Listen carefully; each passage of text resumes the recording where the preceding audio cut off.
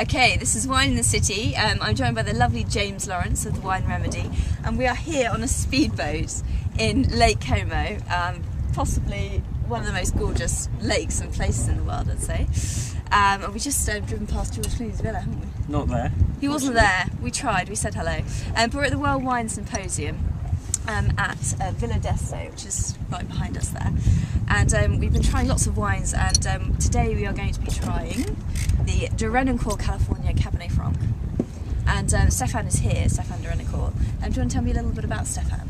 Yeah, well, we very nervously approached him earlier, and he pretended to be Monsieur Dupont, and he actually had me on because I've never seen a photo of Stefan, but it's a nice story. He met a Napa winemaker, Fonda Hopkins, who owns Montesquieu, and they met in En Primeur, I think it was 2006, and then they did their first vintage in 2006. They buy in the Cabernet Franc from a very respected grower, I think about 500 feet, so pretty high altitude vines. It's still 15.5% despite the altitude, but... Yeah. I think just to quickly give a bit of context to explain who Derenoncourt is, he is, apart from Michel Rolland, the go-to consultant of Bordeaux. He's based mainly out in Pomerol, but he's got operations in China, India, Turkey, all over the place. So he is Mr. Consultant, and he's very fond of Cabernet Franc, obviously working on the right bank. So this is the kind of nice translation here into the New World. Should we have a smell? Yeah. So we'll be fine. It's pretty damn potent. Yeah, so this is the 07, it's very potent. On the nose, on the nose, you think big mother. This is a big mother, but actually, I would say it's a kind of explosive nose, black cherry, but it's got nice bits of kind of tobacco leaf, floral elements as well. It's got a slight kind of feminine floral note, which I think is very attractive. It's not overblown, is it? You'd think 15.5, there's a real danger you're going to have a fruit bomb. That's it. Yeah. It's a bit of a cliche now. But... And as James was saying, it's made from very small plots. I think it's called Block 15, from the oldest vines, I think the oldest Cabernet Franc vines that they could find in California. So it's kind of, we're talking old school, good quality. So should we have a taste?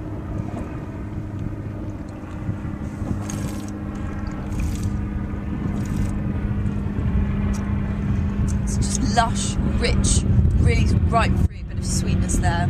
But balanced as well, there's freshness. I'm amazed actually, I haven't had many 15.5 wines. The freshness is pretty impressive. It is outstanding actually, that you can get that much freshness and elegance. I think that's all about the Derenoncourt philosophy. He does that in the wines he makes in Bordeaux, and he was keen to translate that here, so it's kind of mixture of the New World power with the Old World elegance. Yeah, he's said, he thinks Napa is potentially could be the best terroir, or certainly equal to Saint-Emilion, and obviously Le Loire in a much lighter style. So he's certainly Cabernet Franc. Yeah, he's certainly endorsing it, and it'd be interesting to see how the wine ages and what happens in the future. So. I mean, he's always keen to get Cabernet Franc into his Bordeaux blends whenever he can, and this is his first solo, if you like, solo performance. I think it's a great effort, second year going, exciting times for them. Now, what would you match this with, James? A sauce. Cut through a nice sauce, maybe some lamb or or perhaps some game. Game? Some game. Yeah, some partridge, maybe some game. But a steak, I think. You think a steak? It's so big but so lush, and I think it would go nicely with a steak. But it would match up to a sauce, I think. This is because sauce can obliterate. Yeah, true. It's nice with anything. But we're going to go back and enjoy the rest of the conference. But cheers from Como. Cheers. My first virgin experience. Thank you. On Wine in the City. Cheers.